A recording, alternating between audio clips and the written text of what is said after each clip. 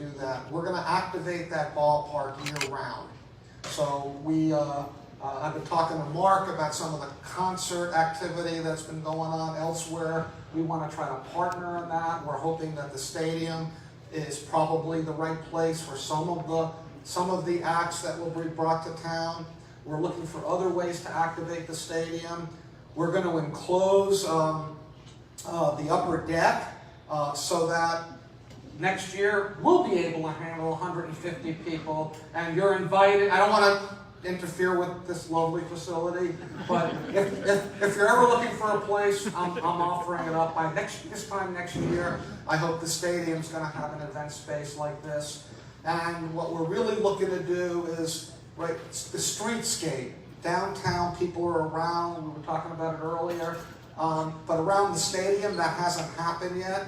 And there's the big development that Mr. Carroll's putting in, another big development, and we want to do some things and really activate those few blocks so that we'll have another real destination area, good food, good music, maybe some good drinking. And so that's very much our plan. And we really want to become part of this community. We really want to do our part as part of the business community. We hope the business community will step up and sponsor the team in even a greater way than they already have. We hope that the business community will be out at the ball game. I mean, this Greensboro team has been one of the best drawing teams at this level in minor league baseball forever. But we're hoping it can be even better. We're going to do some things a little differently, modernize, make things more fun. I'm a big fan of the Savannah Bananas. Those of you who know it, that is supposed to be the single most fun team in baseball. So you're going to see, I'll give you if you keep it in the room, I will give you a hint of one of the things to come. As you know, we are an affiliate of the Pittsburgh Pirates, and we now have a 10-year agreement with the Pittsburgh Pirates, so we will be their affiliate for at least that long. So to begin to create more connectivity, you are soon going to meet Gilly Guilford, the Pirate Grasshopper. I think you're going to really enjoy, Gilly's going to have an eye patch, he's going to be, so we're going to do, and I think that's a great example of the way we want to approach this, which is Grasshoppers was just named by CBS Sports to be the best minor league brand at the high A level, right? So first thing you learn in business, if it ain't broke, don't fix it, right? We just want to build on it. But bringing Gilly Guilford in and the Pirate Grasshopper, a way to have a little more fun and do some things. So anyway, this year is about listening, understanding what we can do, if any, different, better, how we can kind of grow the connectivity between the team and the community. And so please share thoughts with us. And then after we finish our listening tour, we tend to be action-oriented. And so we will be doing a lot. And we want to be participating in philanthropy in the community. First thing we always do is form a foundation when we go into a new place and try to support what's going on in the community. We want to be a place where community members convene, whether it's for baseball or something else. So thank you very much for your hospitality. We're thrilled to be here. We are a family business. I'm often accused of we buy things, but we never sell anything. And that if that's true of any aspect of our business, I can tell you it's the baseball business. And so we're here. We're here for the duration, and look forward to getting to meet a lot of you. And cannot be more appreciative of the hospitality that we've received since we've been here. And don't worry, I know the history of Greensboro because in my first meeting with him, Jim Melvin handed me a book and he said, "Young man," which immediately endeared him to me because I don't get called young man very often anymore. He said, "Next time we're together, I expect you'll be able to tell me a little bit about my town." And Jim and I are having lunch tomorrow, and I'm going to finish studying up tonight, but I have read the book cover to cover, and I will be ready. Thank you so much for having me. I'd be delighted if you'd like me to. Does anybody have any questions for Andy? I can tell you, as you can tell, he's got energy, and sometimes, the ballpark's been around. I cut my teeth on the ballpark when we did it with Mr. Melvin 18 or 19 years ago. But it's exciting to have your energy here, and it's nice to have outside investment in your city, whether it's the industrial, but certainly in your downtown. And your investment in not only the team, but the ballpark is tremendous. And we thank you. And the best way you can thank Andy is to be a season ticket holder and to go to games and support local. Because as he said, it's a local ball team. It's family friendly, it's date friendly, it's single friendly, it's friend friendly. Support the Grasshoppers because they've been a tremendous asset. And it's going to be the place to get deals done. Deals done, that's right. Any questions for Andy? All right, Andy, thank you very much, sir. Thank you.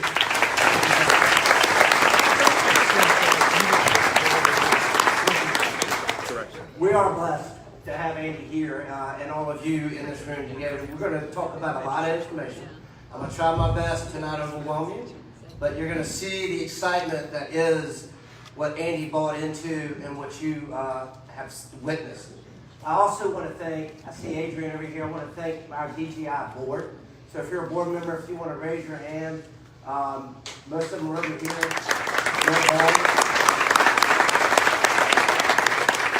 I'd like to thank my board for all your support over the last 7 years while I've been at this helm. And Mayor Vaughn, I know you just got off a work session, so thank you for jumping over and joining us. Hopefully some colleagues will be able to join as well. All right, so downtown Greensboro. We haven't done this, I guess, in a few years, really, especially in person. And I got to tell you, today, Keith Holliday, my team, looked at me. He said, "Is there anything I can do?" And you could tell that I was like trying to get in it, right? But I didn't realize how bored I was because I didn't have anybody around me. Everybody was setting up. And so I want to thank Stacy, Cal Folk, Kim Norris, Sydney Levin, Sarah Healy, Joy Ross, and Julie Taylor, who are on our team that make all of this stuff happen. Thank you very much. But also, when I saw Susie a second ago from the Legacy, and I actually got to hug somebody, how good is it to be in person versus Zoom? So again, thank you all for being here. Let's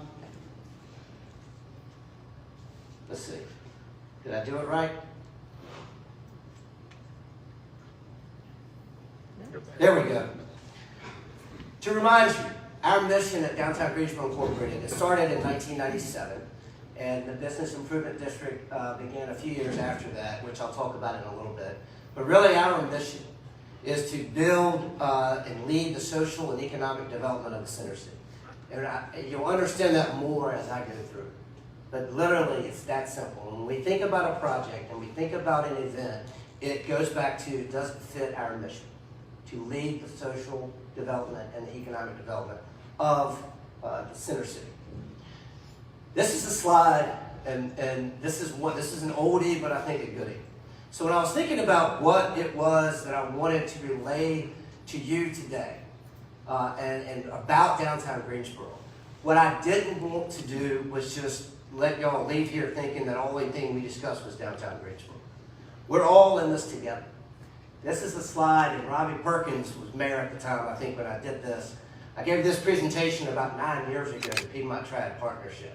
And at that time, we talked about the airport and the land that was a hub, that was a mega site at the airport. We talked about HondaJet, and we talked about, at the time, it was HACO. Well, now, 9 years later, what you're seeing, what we talked about then, is literally booming. Right, Rick Christensen?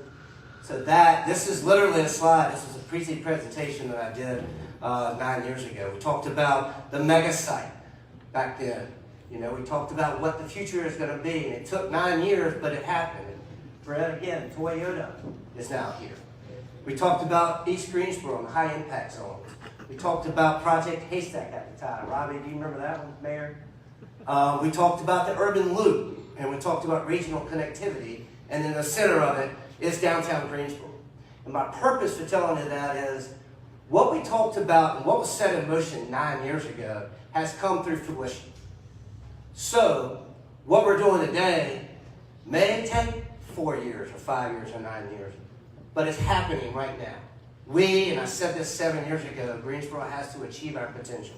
And folks, I can tell you right now, we're more than achieving our potential, thanks to a lot of leaders in the past. Just to let you know also, I said about the Business Improvement District. Again, there's a district, it's kind of weirdly figured, but it makes up of a business improvement tax. So it's an 8-cent tax on top of the normal taxes you would pay to the local. That makes up about 38% of our budget. So we've got about a $1.9 million budget. That makes up 38%. That means, and I thanked you before, sponsors, without y'all, most of this stuff doesn't happen. So 38% over a 100% budget. If you wake up and all you got is 38% on a $1.9 million budget, you got a lot of work to do. But luckily, we've got great partners, and the partners are sitting in this room. What did we do during the pandemic? Last year to help our businesses, and the last 2 years, thinking about how we help our businesses survive. And literally, folks, during the pandemic, we really didn't lose any businesses in downtown Greensboro. We lost one restaurant that was a mainstay that served biscuits the size of your head. But I'll tell you the truth about that one. It wasn't really as much COVID as much as the landlord wouldn't help the business owner out. And that's a sad situation. But other than that, we really didn't lose any because we rolled up our sleeves and did everything we could to help them out. Feeding the Front Lines was a program that we gave. We're thinking about how we could help our restaurants survive. So we went out and started a GoFundMe. We raised some of our own money. We partnered with people. And we went to restaurants and said, we're going to buy 100 meals from you today at $15 a pop. And we're going to feed, at that time, it was folks administering COVID tests. But that restaurant got $2,000 that day to do that. So we're helping the front lines, but that restaurant, and many times they came to me and they said, because of that, we were able to pay rent this month. And so creating that program helped the front lines. We carried that through, and then later did feeding the front lines when they were administering what? Shots. And so we're just continuing to help our restaurants survive, but also helping the front lines. The Retail Revitalization Grant Program.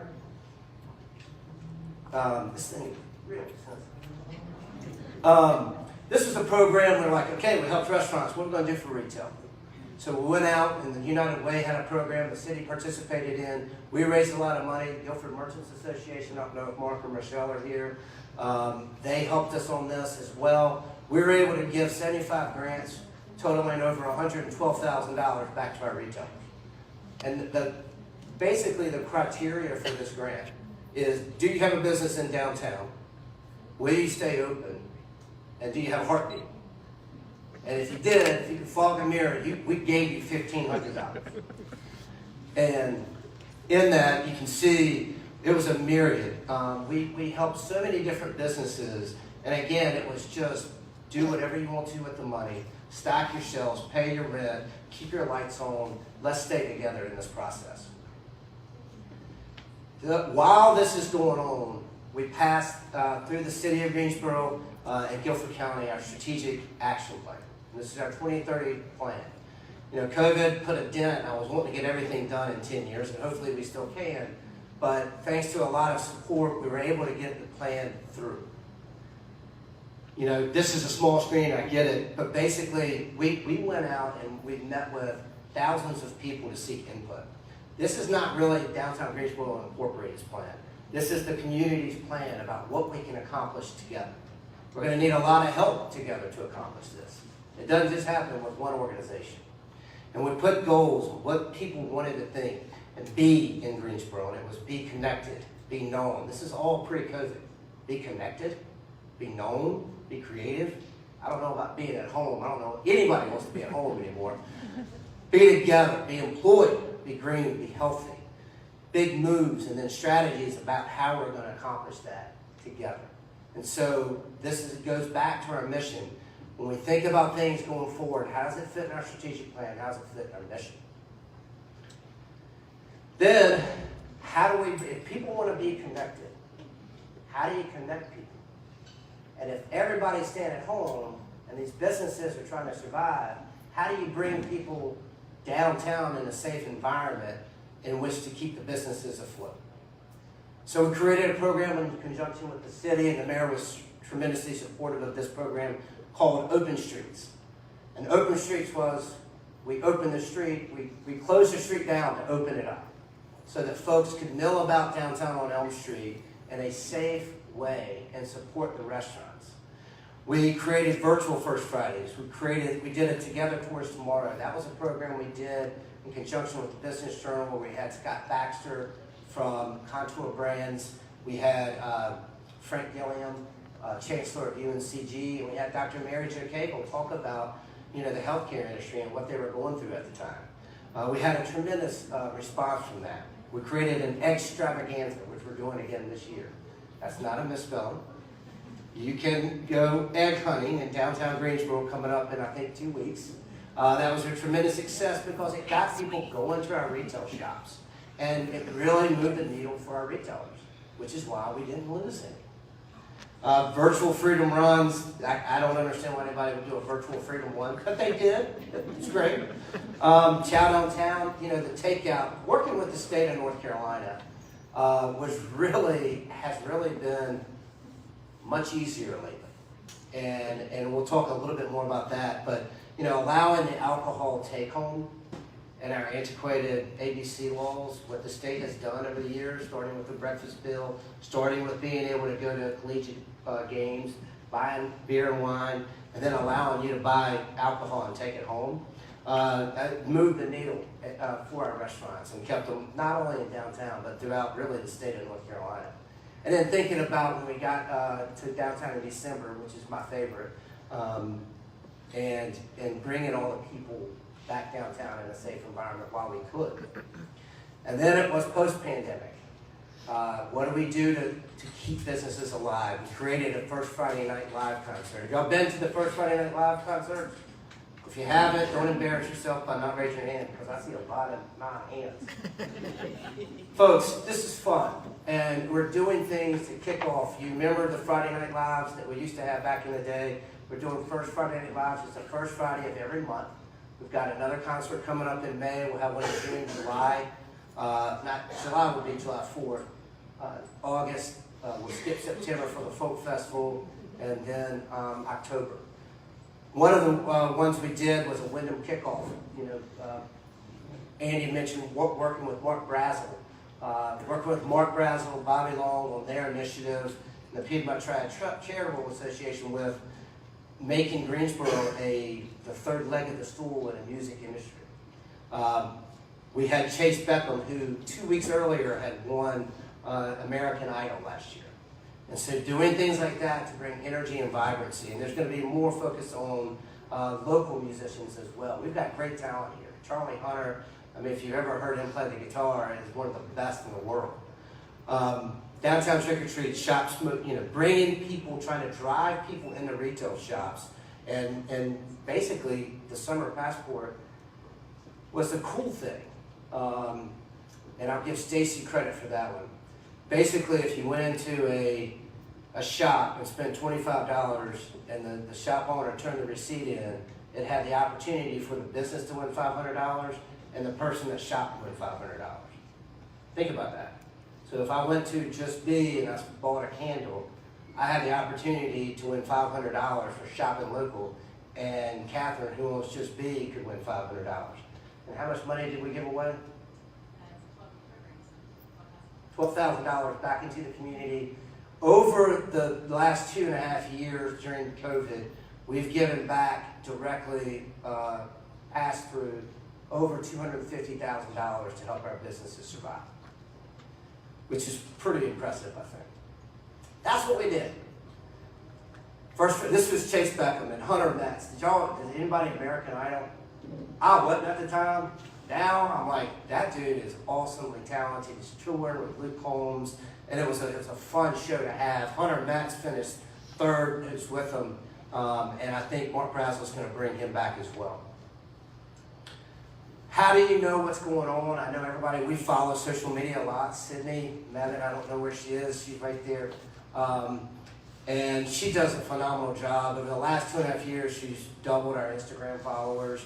I'm the old guy that says, what about Facebook? And so she keeps increasing that. And so we're following what is reaching, what attracts people to it. The most liked on Instagram is something I'll get to in a second called the Borough. And then what do we need to do to continue to keep that energy and vibrancy going? This is just some images about what we covered and what was most liked. I think giving away money was one of the most liked. The top left, did anybody see the ACC mascots rolling the streets of downtown a few weeks ago? That was fun. They came in, we took them and just strolled around and popped into businesses during the ACC Women's Championship. It was a lot of fun. Now, on the economic, so that's social development. So when people ask me, like, what do you mean you're social development? We throw a lot of events, which is what? Social. Bringing people together. Bringing people of all diverse together. You can't do that in a neighborhood. You can do that downtown. So bringing people together and bringing people socially together. And then on the economic development side, we're chatting with the developer of the Westin Hotel. You've got 2 cranes in the air in downtown. It's nice to have 2 cranes in the air, and I'll say this, it's nice to have 2 cranes in the air that's not affiliated with the gel, right? At one point, that's the only crane we had 10 years ago. So now you've got 2 cranes, the parking deck is going up, and shortly after, I think you'll hear more about the Westin late summer, but we're getting the deck done. When you look at 2022 in the beginning of the year, what is our team going to focus on? What is our board going to focus on? One is, I don't like doing a plan and letting it collect dust. That's not what we did a plan for. We have to implement the plan. We've got to implement the strategic action plan. I was giving a speech one time, and somebody said something to me in a jokingly direct and colorful way. And it said, we got to get public-private partnerships over the finish line. I'm going to talk to you about that in a second. But that hit home to me. Because we have some bond monies out there. We've got some other things we have got to get over the finish line. We've got to recruit new jobs. Brent and the Chamber and his team are doing a phenomenal job of recruiting and building the Boom, the Toyotas, the Publix, and many others. We've got to get more jobs in downtown. So how do we do that? Brent and I work together with Centric Brands, which is upstairs. We work together with Fresh Market. But what's next? What's coming next? And so how can we continue to do that? And I can tell you wholeheartedly that Brent and I and a group of us, the mayor, have been working diligently on a project together. It's the most collaborative that I've ever seen an economic development project and group of Greensboro work together on. And without going into much more detail, I'll just tell you, I'm proud of what we put together. I'm proud of working with the team. And I hope that strategy continues in working together to bring high-paying jobs to Greensboro. And I think it will. Focus on residential growth. Anytime I've done this, it's residential, residential, residential. It is phenomenal how much retail we actually have here. I often go to Contour and ask, how the sales do it. Because they put a major investment across the street. And they said it exceeds their expectations, which quite frankly probably wasn't a whole lot high.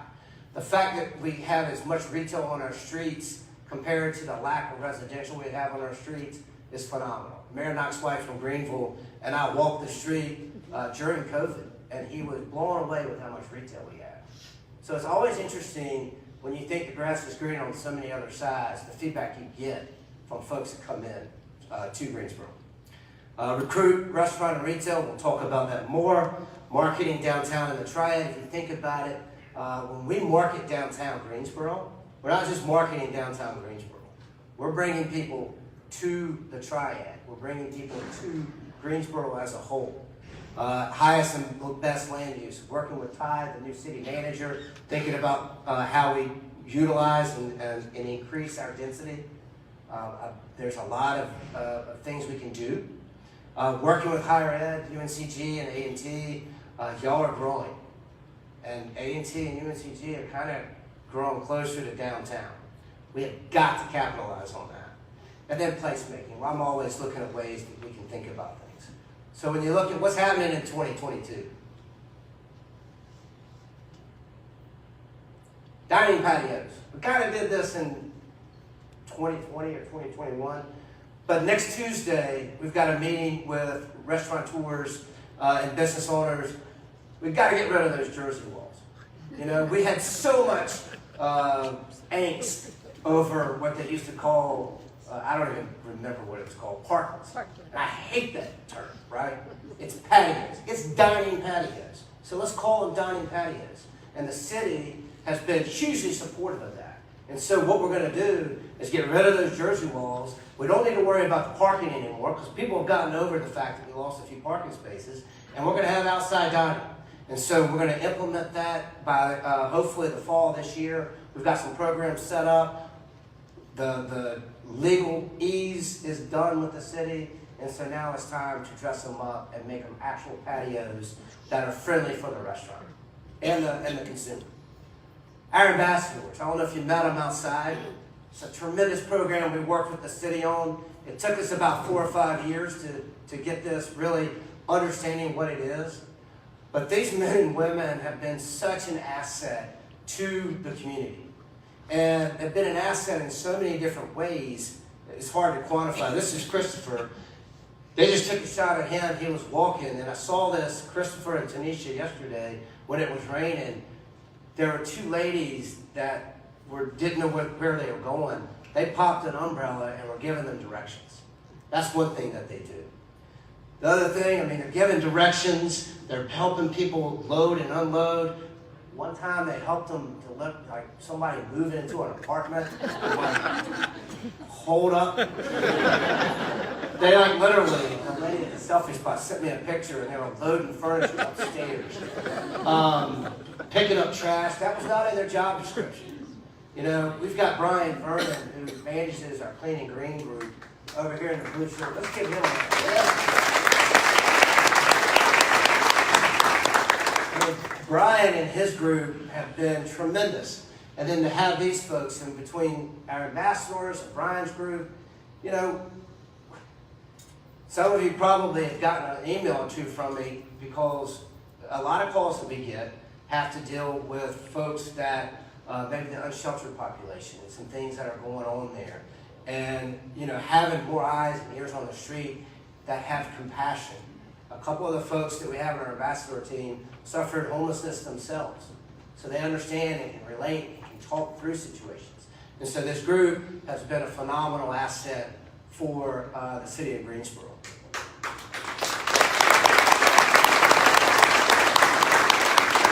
And we track their statistics. Public-private partnerships. Does anybody remember that we passed the streetscape bond? Mayor, don't get mad at me. Kind of went rogue on this one because nobody talks about it. Sarah Healy on our team and I have been fighting for this for a long time. And I had a call yesterday on it. Summit Avenue, you may know, in conjunction with the Greenway, is in process. Should be done by the end of the year. I got an email, I'm sure the mayor did too. It's convoluted over there right now. Breathe, give it some time, it's going to be okay. Green Street. Green Street is going to start construction in June. Going 2 ways, the whole way. We've only fought for this. Robbie, I was serving with you when we did this 10 years ago. It's finally going to happen. If you look down Green Street, Lincoln Financial, almost made a mistake and called him Jefferson Pilot. Lincoln Financial is reconstructing their entryways. If you remember, if you're going south on Green, it was angled. Now they're making it straight to make it easier for their employees to get in and out. So it's actually happening. Eugene and Belmead, you know, that was ready to go. It got the city corrected and held off for a little bit. We've got some water and sewer to do, but we also need to get that project going. We want to do it to not mess up the Grasshoppers season, but also in conjunction with the Carroll Company's project as well. But it's designed and ready. At Elm Street, we had a design meeting on that yesterday. It was interesting because we had fire come into it because it was really weird because they would have meetings with fire and then they'd come back to us and then get back to them. And I'm like, can we get everybody in a room? Let's knock this thing out. And so we were, and I can tell you that the design looks good so far. I think we'll have a charrette in May, so y'all can give input on the design of Elm. But Summit, Green, Eugene, and Belmead intersection should start. Davie, you got the parking deck. You don't want to jump too far on the parking deck on the construction because you don't want to tear up the streetscape. But the main thing for showing you this, folks, is it's not talked about enough. It is a huge $25 million project for downtown Greensboro. It is going to enhance and beautify our city, and it is happening. Wayfinding. We passed this last summer. So the first thing when I had lunch with Todd, the new city manager, was, let's go. Let's fund it. Let's get it going. And I think what we're going to do is we're going to at least get downtown started and hopefully go out to the Science Center. So that should be coming up soon. But this project went through many iterations. It's ready to go and it's sitting there. Because if you notice our wayfinding, we have, when I get to statistically speaking, we have a lot of people coming in to the Tanger Center that don't know where they're going. So we got to do better about getting people to where they're going. The borough. This is our highest liked social media post. The Borough Board of Refreshments Outdoors. This was the social district that was passed. How many of you know about the social district? Y'all should come to Friday Night Live. What the heck, guys? Come on. So this is a great, I mean, the state, I'm the president of North Carolina Downtown Developers Association. So, you know, working with the state, working with to try to nip away with those antiquated ABC laws to bring more vibrancy. The North Carolina retail merchants got on this one. The North Carolina retail merchants, and I told this story, I actually went to, the ABC asked me to come to speak at their national conference in DC. And one of the things I said, I'll never forget it, my wife's last big trip was in May. It was Mother's Day of 2018. And we went to Paris. Do you know how many Louis Vuitton stores there are in Paris? Yes. There are 7. Do you know how many we hit? 6. Do you know how many things I bought? I have no freaking idea because they served me champagne the entire time. And whatever she wanted, she got. And so the North Carolina retailers were like, hey, look, we get people moving through the city. They'll shop more. It'll help our retailers. They need help. Let's do it. So we sat down, and the first thing that was passed by the city council, and they supported it, was literally working with GPD, my hand with a red Sharpie. We drew a map. Bam, it's going. We started it March 1st, and it has been tremendous. We've got signs. Some businesses were like, I don't want outside drinks. Some businesses were like, I'm going to see how this goes. A lot of businesses were like, bring it on. And it has been, and I'll tell you, I had an interview with Elon University student yesterday that said, you know, what age group do you see? I said, I see a lot of moms pushing strollers, carrying the beer downtown. But, and the thing is, sometimes they have a kid in it, but they got a great company. But it's great, and again, it greets them. And I'll tell you, the first weekend, I went to a retail store and I said, all right, tell me what you thought. And she said to me, we probably had 25 people Friday night, it was first Friday, in our store. Now, does that equate to a cash register ring? Maybe, maybe not, but that doesn't mean they won't come back, right? And so it works. And incidentally, as the president of North Carolina Downtown Developers, I submitted a request to abolish the prohibition on happy hours as well. That'll be the next thing. It's an antiquated law. Let's go. City had a meeting on American rescue planes today. And I remain hopeful that our submission will be considered to build the hub, a container hub full of activity, full of interest, and a spot in downtown that is at best underutilized. It is a blank parking space that nobody even knows about.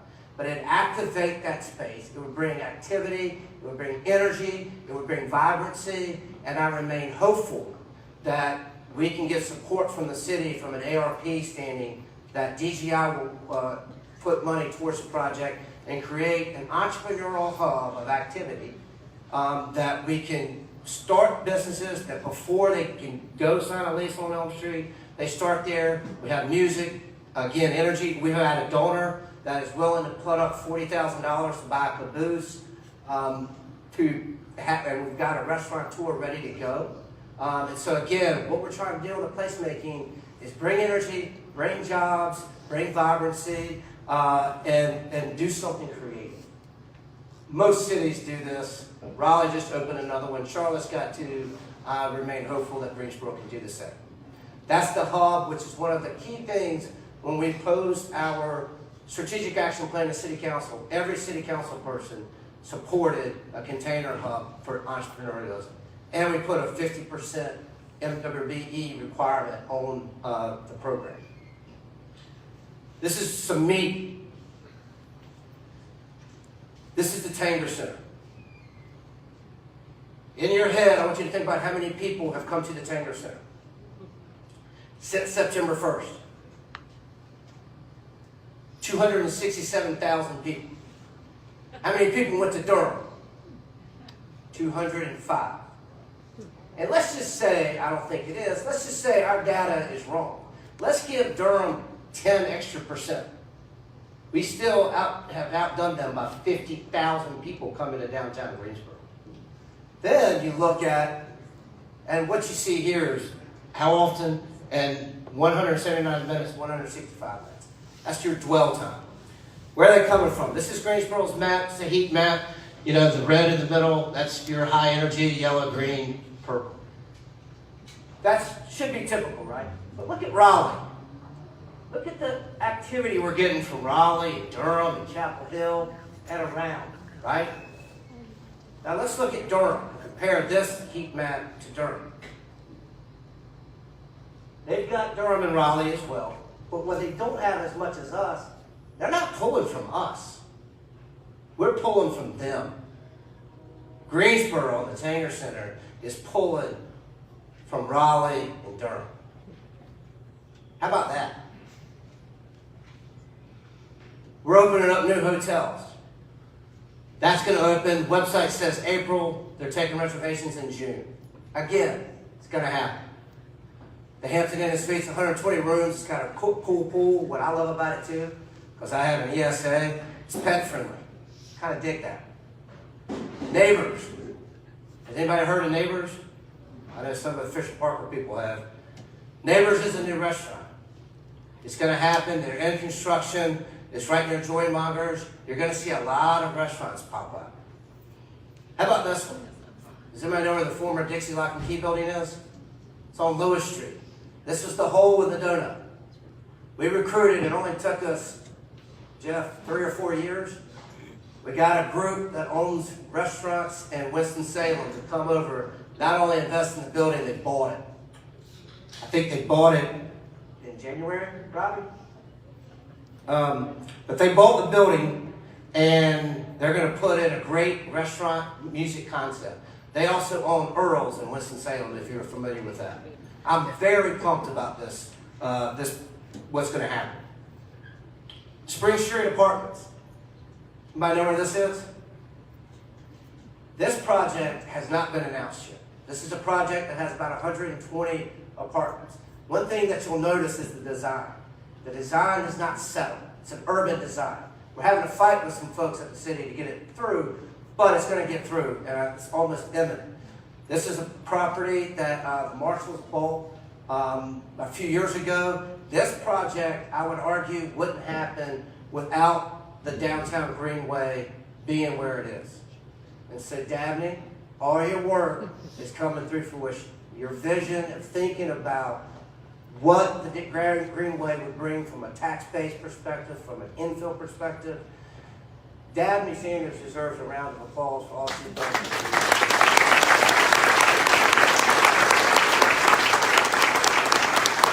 And the design is there. So Spring Street Apartments, you're going to hear more about it. Nobody has seen this except y'all. I did get permission to show that. This project, anybody know where this project is? This is Adrian Smith over here in the good-looking purple jacket. This is at the corner, or will be hopefully at the corner of Elm and Martin Luther King. You know, the old A&P grocery store, the old, where the transportation thing was on the corner. Adrian is working to put a mixed-use project with residential. If you'll notice on what looks like the small side, that's going to hopefully maintain the integrity of the historical fabric of the south end as it goes north, or it goes east towards MLK and Dame's restaurant. He's going to moderate it up and cool it up. Again, not selling from design. This is going to have some of the best views in downtown Greensboro. The Carroll Companies in Madison's here. The AC Hotel. You may have noticed along Eugene Street and Friendly, the former Health and Human Services building is coming down. So the Carroll Companies is putting a 9-story AC hotel with, and you can see this right here, a little rooftop bar action up there with approximately 300 apartments between Bellmead, south of the ballpark, and Friendly Avenue. That parking deck that was there, that was built by the city, will not be able to be seen. That's important. And so right there off the bat, you've got about close to $200 million in development. So what else? I mean, I know that's not good enough for y'all. We will open in downtown Greensboro 10 restaurants by the end of the year. 10 new restaurants by the end of the year. By the way, that also counts for jobs. We need to, we've got to help. I've been talking to GTCC, I serve on one of their boards. The hospitality industry and the labor force is certainly in need, but we will open 10 restaurants in downtown Greensboro. I'm calling this Cedar Apartments.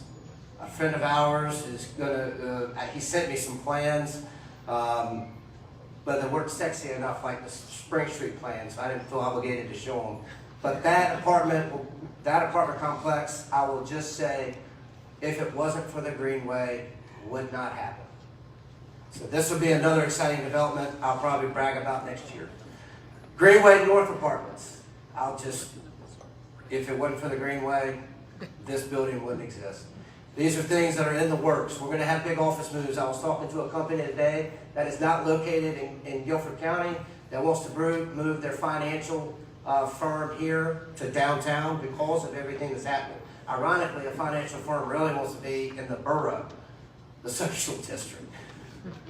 I guess you need a drink after you stock market. And I mentioned the Hampton Inn and Suites is opening soon. How are you going to keep abreast of everything that's going on? We're going to create a downtown dish. This is going to be our vlog. And this came about because I did a Nito Cobain side-by-side with PBS, which was fun. And then Mark Brazel told me about Kevin Hart, Heart to Heart, when he busted on Don Cheadle's age. If you haven't seen that, Google it. It's hysterical. And then Between Two Ferns was Zach Galifianakis. I'm not going to go that way. But our goal with Downtown Dish is to interview the substance of what is downtown Greensboro, to reintroduce downtown Greensboro. And I'm thinking like some of the musicians.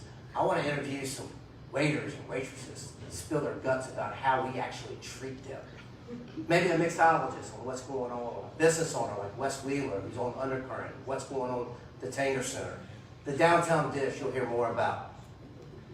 We're going to have together tours tomorrow too. I mentioned Scott Baxter, Mary J. Cagle, Chancellor Gilliam. We're going to have Madison Carroll with Ty, the new city manager, and Matt Brown talking about the impact of the Tanger and the city and Ty's goals and Carroll Company's goals. And then this is a little 30-second spot.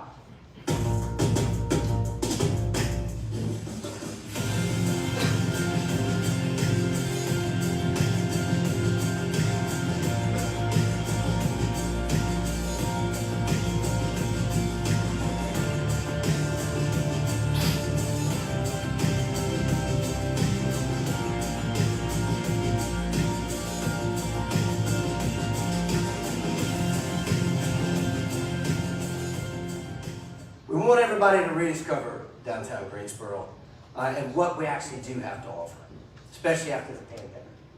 So we'll see you downtown, but before everybody leaves, I've got a couple things I want to give out. One, Sarah, is Paul here? The project of the year that was voted on. The project of the year was one that had a little bit of controversy sometimes at the city, but with the mayor's support, we were able to help get something done. It's the oldest dilapidated building, no heating and air, underutilized building, just really struggled to look at. Became Bourbon Bowl. Bourbon Bowl with the mayor's help. This project took that building and made it something beautiful. When we met with UNCG students, they said, young people like to do something when they drink. I like to call. If you can't figure that out. They like to do something. So they said, we want a bowling alley. And they picked one out of Greenville, South Carolina, who just happens to own a business here in downtown Greensboro, Paul Talley, and Paul did Bourbon Bowl. And they actually chose that building. The significance of that, it was a $435,000 tax base. Now it's $1.6 million. So instead of paying the city and the county receiving $6,000, they're receiving almost $23,000. I would tell you that was 2021 numbers. Guilford County just went through reval. It's probably increased. So when you invest in downtown, the return is tremendous. And Paul did a great job with that. And thank you, Mayor, for supporting that initiative. The other two awards that we give out a year, one is the Jim Roach Downtown Person of the Year Award. And Jim Roach, for those of you that may not remember, left us too early. Jim owned Roach Realty and was just passionate about Greensboro, passionate about giving back, passionate about downtown Greensboro. And so it's a pleasure to, when you think about, who deserves an award that would live up to what Jim Roach would agree with. That's a strong thing to think about. And then you think about what's the most transformative thing that we've seen. I showed you some heat maps. But the hardest thing is, have you tried to get a dinner reservation when Tanger has a show? Have you seen the level of activity that the Tanger Center's brought? Have you seen the diversity that the Tanger Center brought? Because I have. And it's impressive, the acts that they're getting there. And so it was without any question that we needed to honor the folks that helped with the Tanger Center. And although they did this years ago, we just opened it in September. And so that we didn't understand the impact of what the Tanger Center brought to our community until the last 6 months. And so when I thought about the individuals that deserve this, there's 3 words that came to my mind: grace, tenacity, and grit. Grace was Kathy Manning, now Congresswoman Kathy Manning, and I appreciate Randall being here. Kathy, during this process, showed so much amount of grace to it. She raised, with Walker, over $44 million of private funds to build this performing arts center. Stuck her name and reputation on the line. That's a big deal. somebody writing you a check for $7.5 million to name a building, you better produce. She did it with grace through all the meetings. And I gotta tell you, she sent me a text earlier today, and she apologized because she couldn't be here because the House just stuck a bill in honor of supporting Ukraine, so she had to stay in D.C. for a little bit. And I'm like, you took the time to let us know that? That is grace. And so, Kathy Manning, tenacity. I have never, in all my days, had as colorful a conversation with somebody about a project than I did with Walker Sanders. Walker Sanders and I yelled at each other colorfully for well over 45 minutes. Walker's also one of the guys that was the first people that I ever met when I came to Greensboro. And I've watched Walker and admired Walker as I do Dabney, and thinking about what Walker did to see the project through is tremendous. Grit. I don't know anybody grittier than Matt Brown. Matt Brown, he's tough. But you put those three together, and they are our collective Jim Roach Downtown People of the Year. Welcome.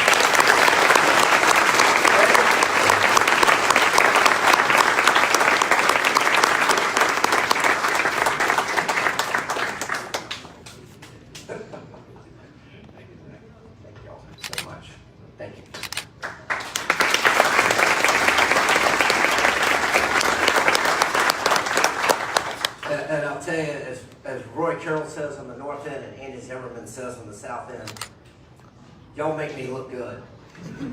Thank you. The Ed Kitcher Leadership Award.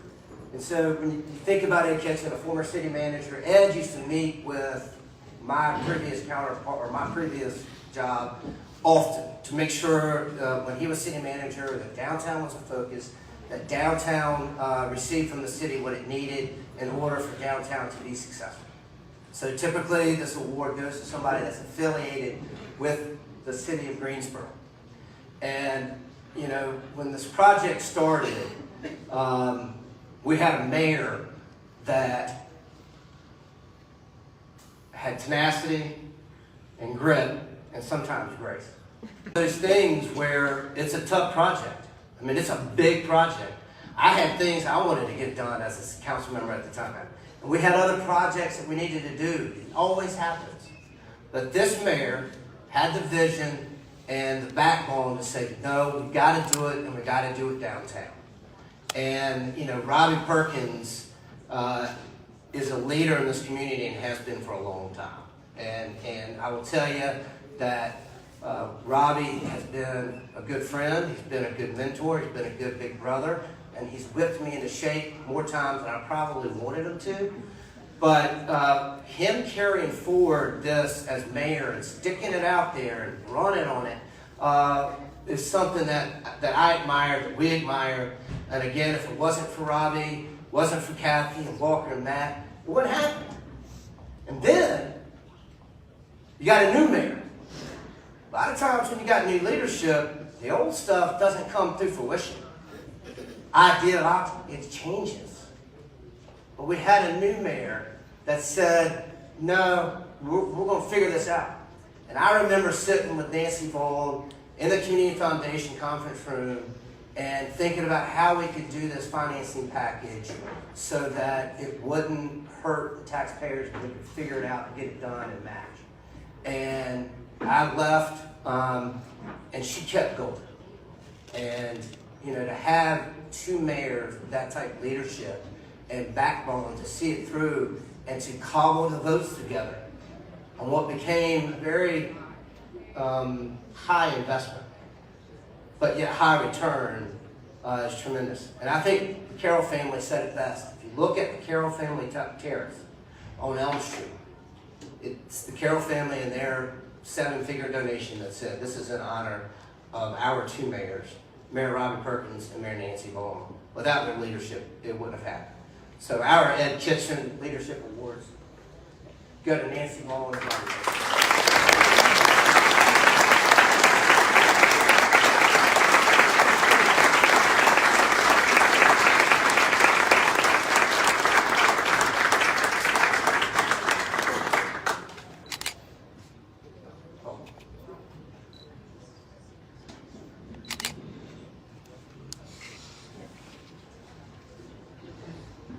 last thing I want to do, Mr. Yetter, come on, man. Jeff Yetter has been a downtown investor, he's been a downtown resident, and he was our board chair through COVID. He put up with me for like 2.5 years. Jeff, thank you for all you did for downtown Greensboro, for being our board chair, for running this organization, and just your commitment to downtown Greensboro.